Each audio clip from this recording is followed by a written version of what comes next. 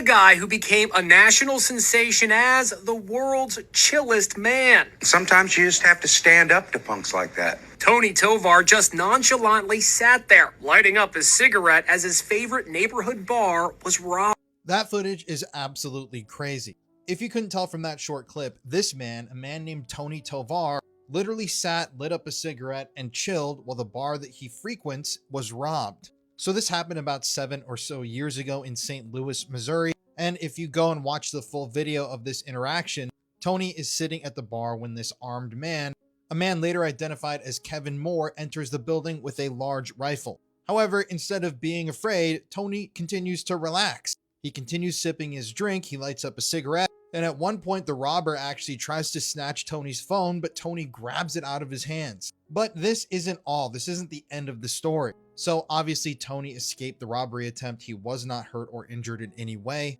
But later on, after getting into contact with Kevin, the man who robbed the bar, Tony actually compelled Kevin to write an apology letter to the owners and staff of the bar itself. He actually befriended the guy who robbed the place and got him to apologize. I know that I definitely would not be reacting this way in a situation like this, and this footage is just stunning and hard to believe. Just take a look at one more of these clips. He actually asked me, I need the money out of your wallet. I just said, I got $2 in my wallet and that's for my next beer. If you want to listen to more true crime stories, check out the podcast that I co-host with my wife, Courtney, Murder in America, available now on all streaming platforms.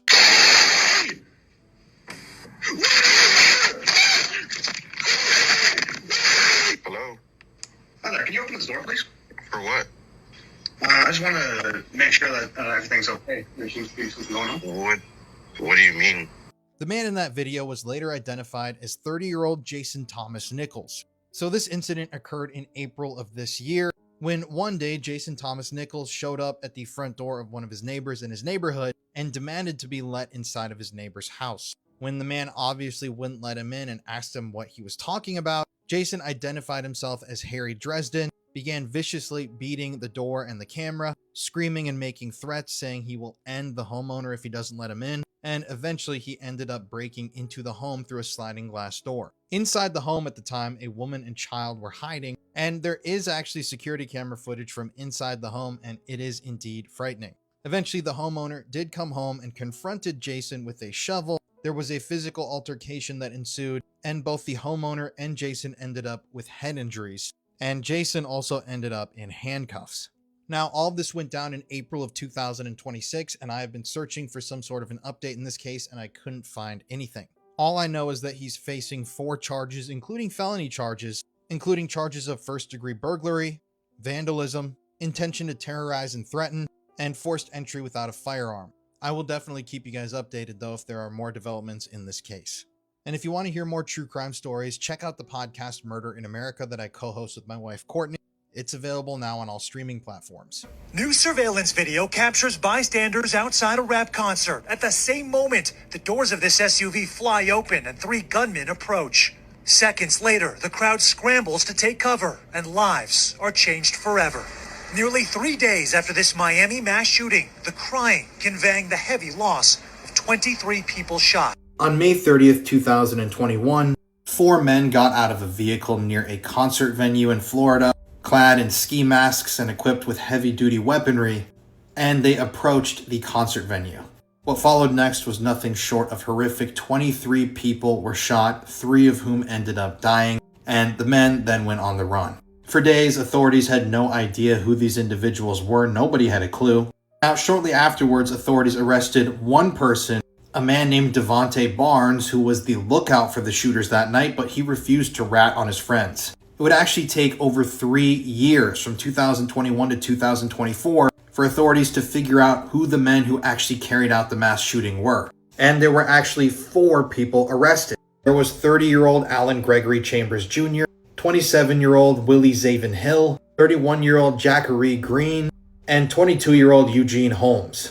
Now, none of these men have actually been convicted yet. The investigation is still ongoing, and it's still unclear exactly why the shooting happened. Now, I've seen statements that there was a performer or people in the crowd that were targeted, and that could be the reason, but there's never been a clear motive explained or, according to investigators and authorities, even discovered. So as for now, this kind of remains a bit of a mystery, even though I'm sure that there will be more information discovered soon. They've even stated that there could be more arrests in the future, so if there is another update in this case, I will let you guys know.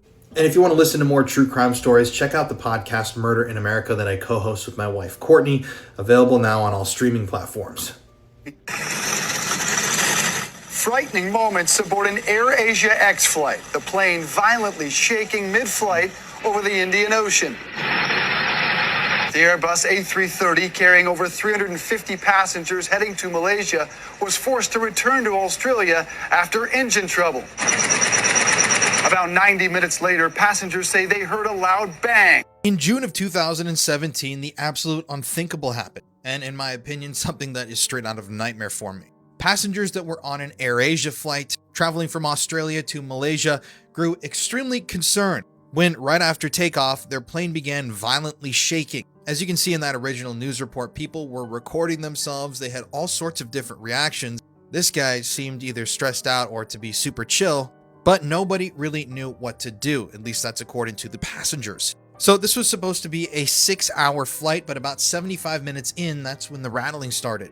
And the pilot came over on the intercom system, told everybody to remain calm, but eerily, he asked everybody on board to sit together and pray. Pray for safety, pray to get back home.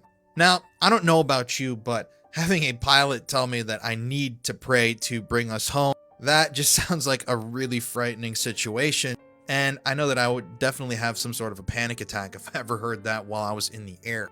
However, at the end of the day, the plane turned around, landed back in Australia, and there were no injuries reported. The pilot, the plane crew, everybody worked together to get that plane back on the ground, and everybody ended up A-okay. However, this is just footage straight out of a nightmare for me. I definitely get plane anxiety nowadays, flight anxiety. I don't really know why, but this literally just seems like a nightmare situation. In November 2022, a FedEx driver showed up to the home of Athena Strand in Paradise, Texas, and on that day, he was supposed to deliver Barbie dolls, 7-year-old Athena's upcoming Christmas present. However, shortly after this delivery, young Athena Strand was reported missing, and for days, nobody knew what had happened to her. Eventually, though, the authorities found a suspect, and their suspect was a local FedEx driver named Tanner Horner. So immediately to authorities, Tanner claimed that he had accidentally struck Athena with his car and had panicked and picked up her body and gotten rid of it. However, as the investigation pressed on, authorities began to see a much darker picture emerge. Tanner had actually kidnapped Athena from her front yard, and security camera footage from inside of his FedEx truck showed that she had not been hit, and heartbreakingly, it even showed the 7-year-old Athena asking Tanner, the driver, if he was a kidnapper, where they were going, and eventually Tanner would sexually assault the young girl during a prolonged abuse and murder her in an unthinkably horrific way by strangling her and eventually stomping on her head until she was dead. Disturbingly, in some of the audio and video recordings shown during Tanner's legal proceedings, he can be heard singing along to holiday music like Jingle Bell Rock while Athena is dying.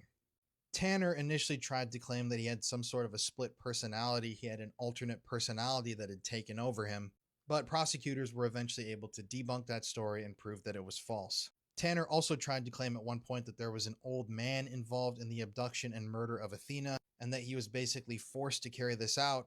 And he also claimed, of course, that he didn't sexually assault the 7-year-old girl, but all of that was proven to be false as well.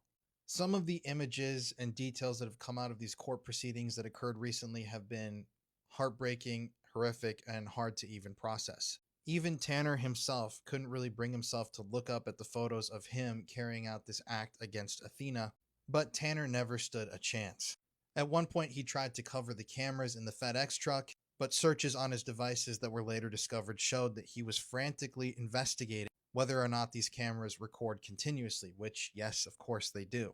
There were also multiple other survivors that came forward during these court proceedings claiming that Tanner had raped them earlier while they were also underage, which proved that Tanner wasn't just a sadistic killer, he was a repeated offender, a serial pedophile. Now, Tanner was just convicted and sentenced to death here in Texas, and I hope that that process is very, very quick. My wife Courtney and I just covered this story on our podcast Murder in America, so if you want to hear the full story, be sure to check that episode out. It's available now on all streaming platforms like Spotify, Apple Podcasts, or really anywhere you get your podcasts.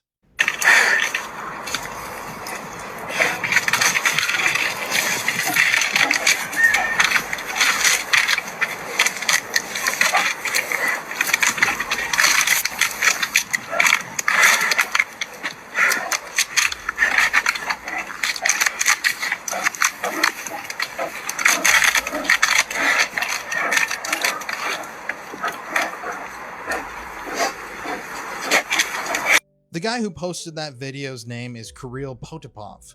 Kirill is a very wealthy Russian man who owns and lives, really coexists, with a pack of wolves. So Kirill constantly posts on his social media images and videos of him interacting with these wild animals. He literally owns a wolf pack on a reserve, I believe in Russia, and he lives with them and considers them to be his best friends. I mean, some of these images are just absolutely unbelievable. He was the one who originally posted that video of himself up in a tree while bears followed him up the tree, but I could find no context on the clip what exactly happened afterwards, why he found himself in that situation. But since he posted the video and there's obviously been no news of this guy's death, I can assume that he made it out of that situation somehow safely. Maybe like with the wolves, he befriended these bears. I mean, I don't really know. But I do know that when I first saw that video, I was absolutely shocked and floored. I couldn't believe what I was seeing. And then when I went down the rabbit hole of this guy, I was just amazed that he does this kind of thing all the time. And apparently he's best friends with these wolves. He says he's never raised his voice at them. He's never been angry towards them. He's just let them exist. And according to one interview that he did, the wolves have never even as much as growled at him. That's how close he is with these animals. So I don't know his story on the bears, if they're his bears or what, but if anybody has any more details on that video, I would really appreciate you sharing them in the comment section, because I believe that video deserves an explanation, or at least some confirmation that nothing bad happened afterwards.